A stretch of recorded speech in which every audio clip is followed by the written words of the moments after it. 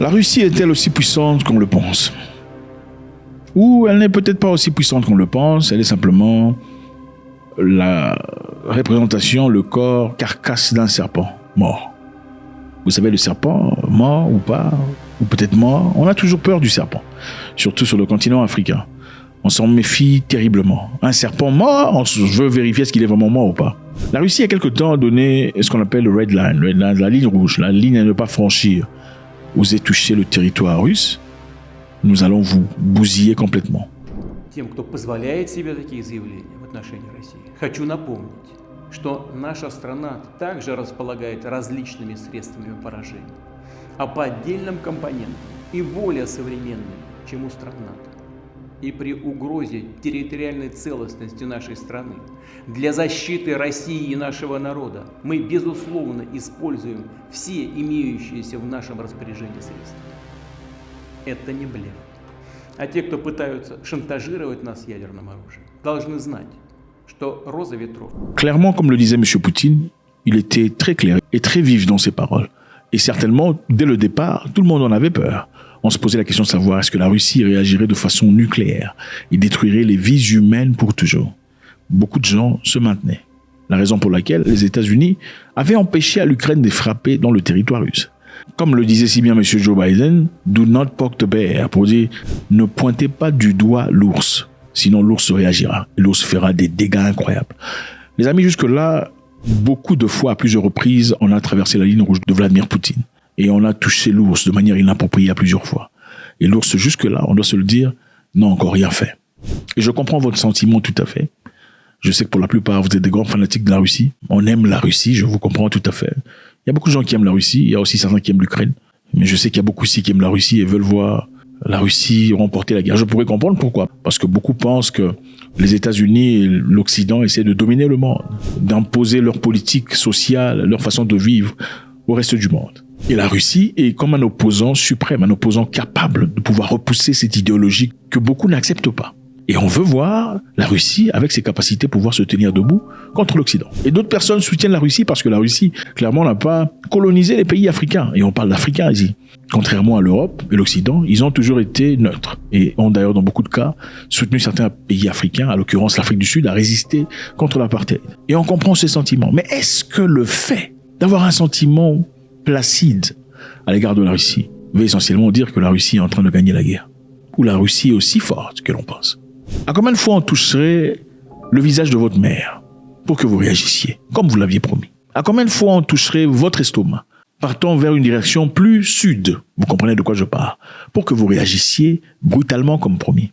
Est-ce qu'il y a erreur technique ou logistique, ou peut-être quelque chose qu'on ne comprend pas? Nous savons que beaucoup de militaires russes, en tout cas la première grade, est en Ukraine en train de combattre des combats les plus farouches. Et derrière sont pour la plupart des cas des réservistes. Nous savons aussi que l'Ukraine est dans la Russie maintenant, en train de combattre, en train de gagner les territoires, les amis. L'Ukraine est en train de gagner des territoires dans la Russie. On a dit que jusque-là, l'Ukraine a gagné 28 villages russes sous contrôle de l'Ukraine. Je sais que dans beaucoup de ces histoires, il y a beaucoup de propagande. Mais qu'est-ce qui est propagande et qu'est-ce qui ne l'est pas? La propagande, c'est pas seulement ukrainien. La propagande peut aussi être russe. Tout le monde fait sa propagande. Mais sur le terrain, qu'est-ce qui se passe? Si la propagande est fausse, alors pourquoi y a-t-il encore des Ukrainiens en Russie? Et les Russes ont dit qu'ils étaient là, ils ont réagi de manière farouche et totale. Et c'est vrai, on voit sur les commentaires des gens très passionnés, « Ah, tu ne comprends pas, tout ça. » D'accord, on comprend, c'est un sentiment du vouloir. Beaucoup parmi ceux qui suivent veulent voir la Russie gagner. Mais est-ce que la Russie est en train de gagner?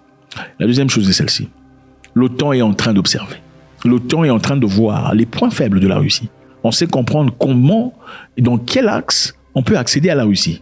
On peut toucher le point de la Russie. D'accord, toucher la Russie est une chose. Mais revendiquer et récupérer ces terrains de manière foudroyante et totale, on a une autre. Et ça, on n'a pas encore vu. C'est vrai, on a récupéré des terrains. C'est vrai, on a repoussé les Ukrainiens. Les Ukrainiens disent que leur attaque n'a pas pour objectif de conquérir la Russie ou de prendre des territoires. C'est-à-dire, l'intention n'est pas celle de la Russie. Pourquoi n'ont-ils pas encore été écrasés comme promis? Point d'interrogation. Encore une fois, ma question répond. La Russie est-elle aussi puissante qu'on le pensait? Ou peut-être la seule force, la seule puissance dont possède la Russie, en réalité, c'est sa puissance nucléaire, pas sa capacité d'infanterie sur terrain. Le porte-parole du ministère ukrainien des Affaires étrangères, Yuri Tirik, a déclaré qu'il n'était pas intéressé à s'emparer des territoires russes. Aussitôt que la Russie acceptera de restaurer la paix, aussitôt les raids de forces de défense ukrainiens en Russie cesseront. Vous savez, c'est quand même marrant parce qu'au départ, c'était la Russie qui disait aussitôt que l'Ukraine accepte, nous arrêterons la guerre. Aussitôt que l'Ukraine, on va arrêter l'opération militaire. Maintenant, c'est l'Ukraine qui dit aussitôt que la Russie accepte, nous arrêtons les opérations. Qu'est-ce qui a changé? Lors d'une réunion précédente avec des responsables gouvernementaux, M. Zelensky a déclaré qu'il envisageait créer un bureau de commandement militaire en Russie.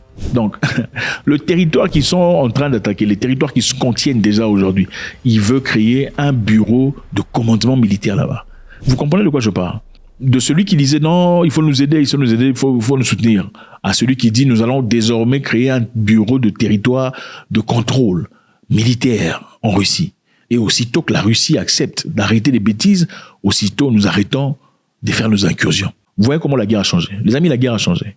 Mettez vos émotions à côté, examinons logiquement. C'est bien, je comprends tout à fait votre sentiment, vous voulez voir la Russie gagner. Mais est-elle vraiment en train de gagner? Parce que moi, je me pose la question de savoir, si vous êtes dans l'Ukraine en train de détruire et de bombarder, comment ça se fait qu'il y a des Ukrainiens là-bas chez vous? Comment ne sont-ils pas ici en train de résister, mais ils sont chez vous en train de gagner des territoires? C'est vrai.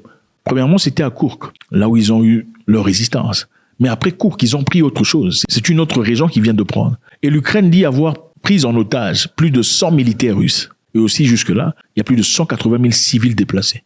180 000, c'est énorme. Et ça, c'est à l'intérieur de la Russie. Je vous rappelle ici qu'au départ, M. Poutine disait qu'en moins de 3 semaines, cette guerre serait finie. Il sera bientôt 3 ans. C'est beaucoup plus long qu'on l'estimait. Donc ce combat n'était-il pas aussi facile qu'on l'anticipait au départ? Vous savez, quand il y a la guerre chez autrui et que la politique parle, c'est vivable. Mais quand la guerre s'emmène chez soi à la maison, M. Poutine risque de perdre le support, le soutien des citoyens russes. Et avec ça, interviennent beaucoup de genres de problèmes, comme des problèmes de coup d'État, des problèmes de trahison, tout genre de problèmes. Vous vous souvenez de ce qui s'était passé avec le chef de Wagner à l'époque? C'est parce qu'il y avait instabilité. Et croyez-moi, aussitôt qu'il y a la peur de perdre sa vie, parmi les civils, il y a instabilité totale dans le pays, même sur le plan militaire. Les Ukrainiens disent aussi vouloir organiser des aides humanitaires pour les populations civiles russes et ouvrir une zone de sécurité. Ouvrir des couloirs d'évacuation pour la population civile. Des couloirs d'évacuation vers où? Des couloirs d'évacuation vers l'Ukraine et aussi vers la Russie. C'est-à-dire, l'Ukraine dit on va ouvrir des couloirs d'évacuation pour vous évacuer. Vous pouvez aller en Ukraine, vous pouvez aussi aller en Russie si vous le désirez.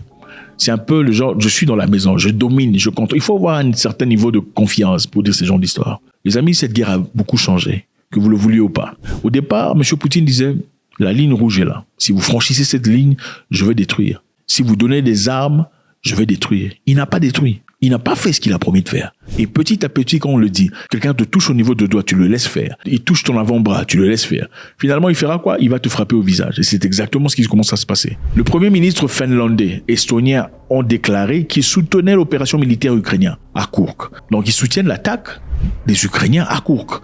L'intrusion à Koursk est soutenue par les Finlandais et les Estoniens.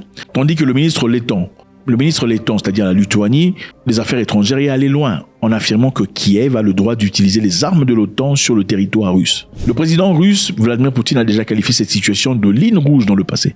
Il avait dit que c'était une ligne rouge. Vous savez, être un homme, c'est je dis ligne rouge, c'est ligne rouge. Si vous traversez la ligne rouge, j'agis. Les amis, jusque-là, M. Poutine n'a pas encore réagi. Je ne sais pas ce qu'il est en train de faire. C'est un jeu dans lequel il joue. Il est en train de jouer un masterclass ou c'est quelque chose de complètement compliqué. Mais la réalité est que les Ukrainiens n'ont clairement plus peur. Pendant 2 ans, ils avaient peur. Ils n'avançaient pas. Il n'y avait pas d'incursion, d'intrusion dans l'espace aérien russe. Petit à petit, c'est arrivé. Ils sont partis bombarder les avions. Petit à petit, c'est les militaires qui entrent maintenant. Maintenant, ils commencent à posséder des terres et à gagner d'autres terres. Et ce n'est pas pour vous donner froid aux yeux, c'est pour vous faire voir la réalité. Essayez de balancer. On peut être propagandiste ukrainien. On peut aussi être propagandiste russe. Donc ne trouvez pas dans la propagande. Il faut équilibrer. Ce qui est réel, si cette guerre était facile, elle serait finie depuis longtemps de la part des Russes. Si elle n'est pas encore finie et que jusque-là, il y a encore des militaires ukrainiens dans le territoire russe, c'est une guerre difficile. God bless.